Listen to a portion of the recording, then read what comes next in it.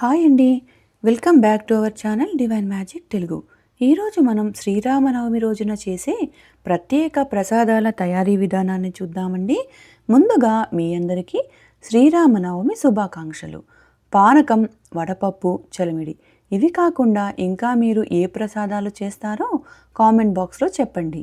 ముందైతే మనం పానకం ఎలా తయారు చేసుకోవాలో చూద్దామండి. కొన్ని మిరియాలు, 2 ఇలాచీ, చిన్న ముక్క పచ్చకర్పూరం. పచ్చకర్పూరం ఆప్షనల్ అండి, మీ దగ్గర లేకపోయినా పర్వాలేదు, కానీ పచ్చకర్పూరం వల్ల టెంపుల్ ఫ్లేవర్ అయితే వస్తుంది. చిన్న జాజికాయ, తీపికి సరిపడా బెల్లం. ముందుగా ఒక గిన్నెలో 2 కప్పుల నీళ్లు పోసుకొని అందులో పొడి చేసుకున్న బెల్లం, ముందుగా చూపించిన పదార్థాలను పొడి చేసుకొని ఆ పొడిని కూడా కలిపి పక్కన పెట్టేస్తే బెల్లం త్వరగా కరుగుతుంది. మధ్య మధ్యలో స్పూన్తో కలుపుకుంటూ ఉండండి, బెల్లం త్వరగా కరుగుతుంది. బెల్లం కరిగిన తర్వాత ఫిల్టర్ చేసుకొని 2 తులసి దళాలు కూడా వేసుకుంటే పానకం రెడీ అయిపోతుంది. పానకం తయారీ విధానాన్ని చూసాం కదా, ఇప్పుడు మనం వడపప్పు తయారీ విధానం చూద్దామండి. ముందుగా ఒక బౌల్లో పెసరపప్పు తీసుకొని 2-3 సార్లు బాగా కలుపుకొని నీళ్లు పోసి నానబెట్టుకోవాలి. పెసరపప్పు నానేలోపు మనం చలిమిడి ఎలా చేసుకోవాలో చూద్దామండి. అరకప్పు బియ్యపిండి, ఇది పొడి బియ్యపిండి అండి, తడి బియ్యపిండి కాదు. అరకప్పు పొడి బియ్యపిండిలో పావు కప్పు తురిమిన బెల్లం వేసుకోవాలి. మనం 1 కప్పు బియ్యం పిండి తీసుకుంటే అరకప్పు బెల్లం వేసుకోవాలి.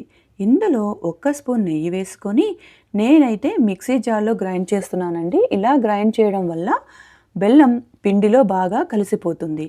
ఒకసారి ఇదంతా బాగా కలిసేలా కలిపేసుకొని ఇప్పుడు ఇందులో కొంచెం కొంచెం నీళ్లు పోసుకుంటూ కలుపుకోవాలి.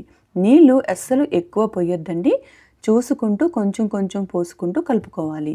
ఈ నీళ్లు పోస్తూ ఉంటే బెల్లం కరిగి ముద్దగా అవుతుంది. ఒకేసారి ఎక్కువ అయిపోతే పోసుకోవద్దండి, కొంచెం కొంచెం పోసుకుంటే కొంచెం గట్టిగా ప్రెస్ చేస్తూ కలపండి, ఒక ముద్దగా అవుతుంది. అప్పటి వరకు కొంచెం కొంచెం నీళ్లు పోసుకుంటూ చూసుకుంటూ కలుపుకోవాలి. చూడండి, ఈ విధంగా ఒక ముద్దలా అయ్యేంత వరకు కలుపుకొని ఇప్పుడు ఒక ప్లేట్లోకి తీసుకొని అంతా బాగా కలిసేలాగా కలిపేసుకొని ఒక ముద్దలాగా చేసుకోవడమే అండి. అంతేనండి, పచ్చి చలిమిడి రెడీ అయిపోయింది. టేస్ట్ అయితే చాలా బాగుంటుందండి. ఇప్పుడు ఇంకా అన్ని ప్రసాదాలు ప్లేట్లో పెట్టుకోవడమే అండి. ఒక బౌల్లో తయారు చేసుకున్న చలిమిడి, ఒక గ్లాస్లో తయారు చేసుకున్న పానకం, ఇంకొక బౌల్లో వడబెట్టుకున్న పెసరపప్పును తీసుకోవాలి. ఇప్పుడు పానకం వడపప్పులో కాస్త తులసి దళాలు, చలిమిడి వడపప్పులో చిన్న ముక్క బెల్లం పెట్టుకొని దేవుడికి సమర్పించి ఆ తీర్థ ప్రసాదాలు మీరు స్వీకరించండి. చూశారు కదా శ్రీరామనవమి రోజున చేసే ప్రత్యేక ప్రసాదాలు తయారీ విధానాన్ని. మరి మీరు కూడా ఈ శ్రీరామనవమికి ఈ ప్రసాదాలని నైవేద్యంగా సమర్పించుకోండి. వీడియో నచ్చినట్లయితే లైక్ చేయండి, మీ ఫ్రెండ్స్ అండ్ ఫ్యామిలీ మెంబర్స్కి షేర్ చేయండి.